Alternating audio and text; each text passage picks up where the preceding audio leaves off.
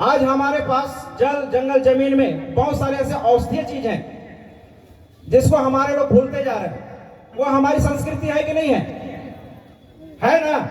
हमारे पुरखे लोग जल जंगल जमीन से औषधि लेके आते थे, आपका इलाज करते थे, आज भी करते हैं जो जानकार हैं। हमारा जो इतिहास था, इन सारी चीजों को आज हम भूलते जा रहे हैं। रोहतासगढ़ का नाम आप लोग सुने हैं? रोहतासगढ़ का नाम हम लोग सुने हैं। कितने लोग गए हैं रोहतासगढ़? बहुत कम। क्यों? ये 9 अगस्त इसीलिए मनाया जा रहा है, विश्व आदिवासी दिवस, कि हम अपने इतिहास को जानें। आप लोग इतिहास को जानना चाहते हैं? आप लोग इतिहास को जानना चाहते हैं कि नहीं जानना चाहते हैं? थोड़ा जोर आवाज बोलेंगे तो सुनाई पड़ेगा। साथियों, ये जो इतिहास है हमारा रोहतासगढ़ से लेके यहाँ तक, ये सारी जानकारी अभी जो गाना गा रहे थे कि जसपुरिया बेला नौर पे समाज की दर, ये गाना में है, लेकिन इतिहास में कहीं पे लिखा हुआ नहीं है। हमारे लोगों को पढ़ने का अधिकार नहीं था। पढ़े ही नहीं थे तो लिखेंगे कहां से? सही बात है। पढ़े नहीं थे तो लिखेंगे कैसे? लिखेंगे। वो लोग गाना बनाए और गाना में उस बात को आज हम महसूस करते हैं कि जसपुरिया जो बेलस रहचा, जो वनोपज है, जिसको शासन आज हमको वनोपज के नाम से महुआ है, नौर है, करंज है, और भी अन्य चीजें हैं, डोरी है, बहुत सारी चीजें हैं, तेंदू है, तेंदू पत्ता है। तो ये कहानी, इतिहास को हम कैसे जानेंगे?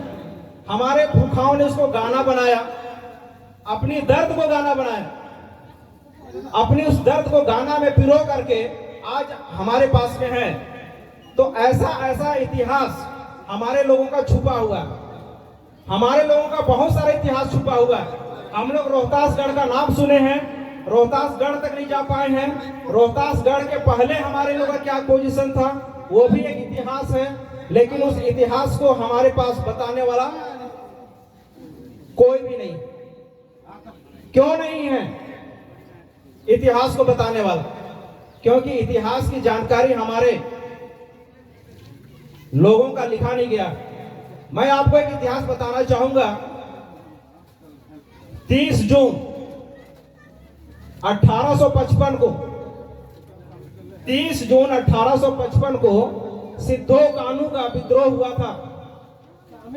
सिद्धो कानू का विद्रोह, संथाली विद्रोह हुआ, अंग्रेजों के खिलाफ विद्रोह हुआ, दीकू लोगों के विरोध में विद्रोह हुआ, जमींदारी लोगों के विरोध में विद्रोह किया गया। लेकिन इतिहास में उस विद्रोह का नाम, इतिहास जो पढ़े हुए लोग हैं, पीएचडी किए लोग हैं, एमए किए लोग हैं, उनको बहुत कम मिल पाता है कि वो पहला स्वतंत्रता संग्राम 1857 को कहा जाता है।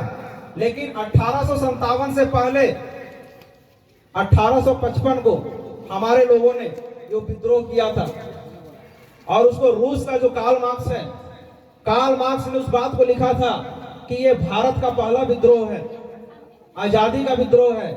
विदेश का एक लेखक कार्ल मार्क्स है, उसने इस बात को इंगित किया, लेकिन भारत के इतिहास में इस बात को किसी ने नहीं बताया। ये आपके साथ, सभी आदिवासियों के साथ में ये क्या है? ये छलावा है कि नहीं है? छलावा है कि नहीं है?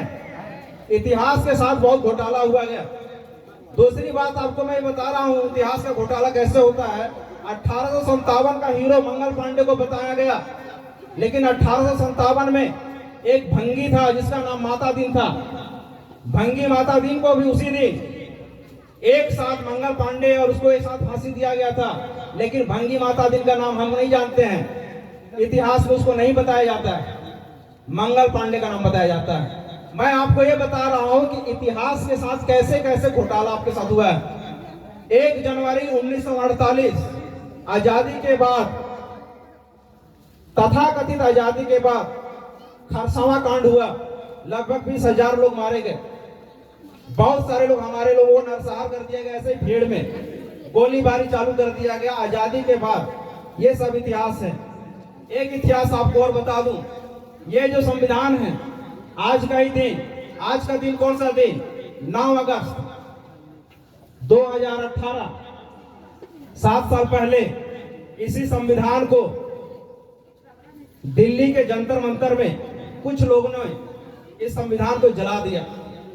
संविधान को जलाने का मतलब क्या होता है कि मैं इस संविधान को नहीं मानता हूं जिसमें आदिवासियों को हक और अधिकार दिया गया है।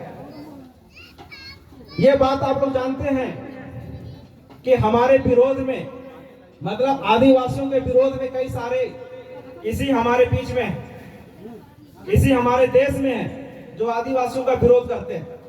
और इसलिए आपको, हम सबको आदिवासी दिवस 9 अगस्त को बड़े धूमधाम के साथ और इसकी बारीकी को, इसकी इतिहास को जानना बहुत जरूरी है।